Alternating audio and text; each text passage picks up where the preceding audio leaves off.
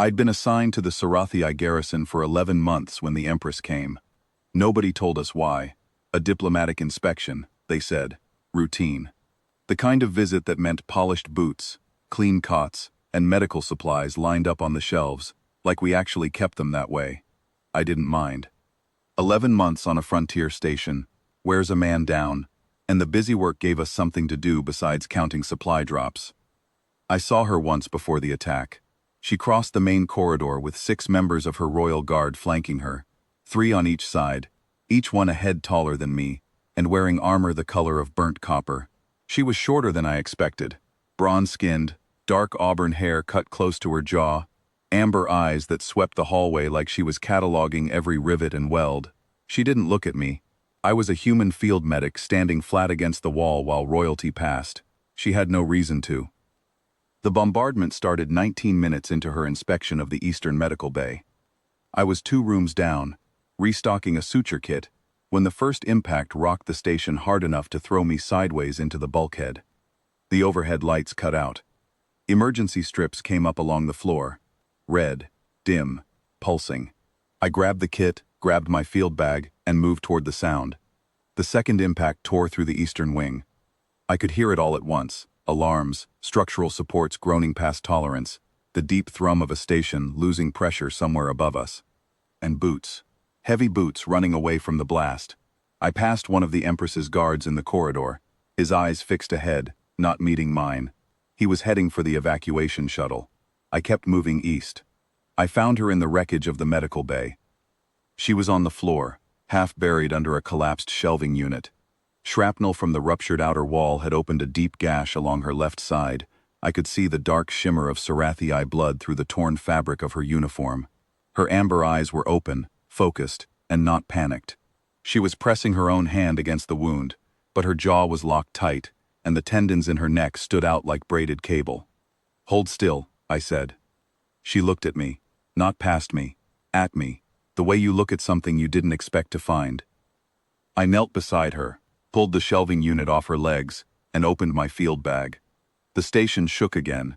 A third impact, further away this time, but the vibration ran through the deck plates and up through my knees.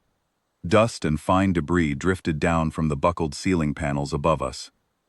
"Your guards are gone," I said. Not to be cruel, she needed to know she wasn't being retrieved. "The evacuation shuttles are on the west side. That's where they went."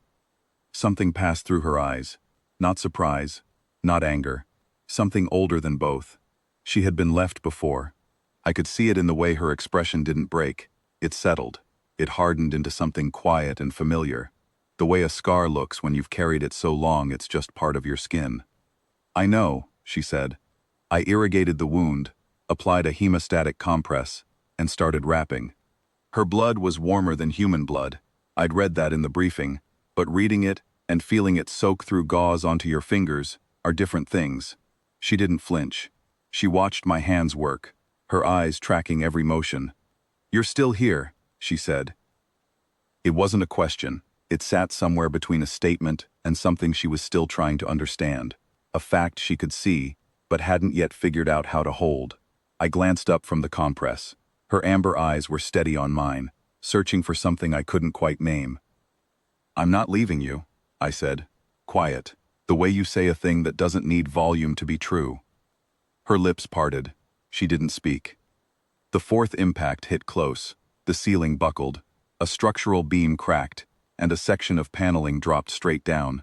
I threw myself over her, arms braced on either side of her shoulders. The panel caught me across the spine. Not the full weight, but enough to drive the air out of my lungs and light a white-hot streak of pain down my back. I held position until the debris settled. Then I pushed the panel aside and went back to the wound. She was staring at me. "You're back," she said. "It's fine. You're bleeding." I probably was. It didn't matter. The hemostatic compress on her side needed a second layer. I applied it, taped it down. My hands were steady. They always are in the field. The shaking comes later, when it's quiet and there's nothing left to do with your fingers. But in the moment, my hands know their purpose, and their purpose was her. "I've served with Sarathi field commanders," I said. Partly to keep her focused, partly to keep myself grounded. I've served alongside Veltari, Dronathi, half a dozen species posted to this station. When the alarms go off, everyone follows a protocol. Your guards followed theirs. I pressed the tape down firmly. Mine says I stay with the wounded. She was quiet for a long time. The station groaned around us like a living thing in pain. Somewhere distant, another impact. Further off now, the attacking fleet shifting to the outer defense pylons. The red emergency lights pulsed across her face, across the bronze of her skin, across the blood drying dark on my hands. You stayed because of protocol, she said, flat. Testing. I met her eyes. I could see the Empress behind the wounded woman. The one who had been left before. Maybe more than once. The one who needed to know if this was duty, or if it was something that lived deeper than duty. I stayed because you were hurt, I said. And because I don't leave people behind. Her jaw tightened. Her eyes went bright. Not with tears that fell, but with the kind that gather and hold. The kind that means something is landing inside a person that hasn't landed in a very long time. She looked away from me, looked at the ruined ceiling, at the red-lit dust floating through the damaged bay. Then she looked back. Your hands, she said quietly. They haven't stopped once. They hadn't. I was still adjusting the compress, still monitoring her secondary pulse at the wrist, still doing the work. I hadn't thought about it. That's just what hands are for. No, I said. The bombardment ended 40 minutes after it began. I heard it stop. Not silence, exactly, but the absence of violence, a ringing hollow in the station's bones that meant the fleet had pulled back or been driven off. I didn't move. I stayed where I was, kneeling beside her on the deck, my field bag open, my hands still working. Her court found us an hour later.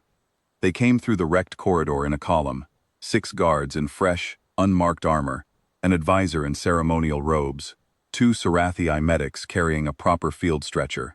The advisor saw his Empress on the floor, surrounded by blood-soaked gauze and scattered instruments, with a human kneeling at her side, and his face moved through 3 things at once: relief, then shame, then something cold and political I didn't care to name. Your Eminence, he began. The shuttle is standing by. We need to. This man, she said. The corridor went quiet. The guards looked at me.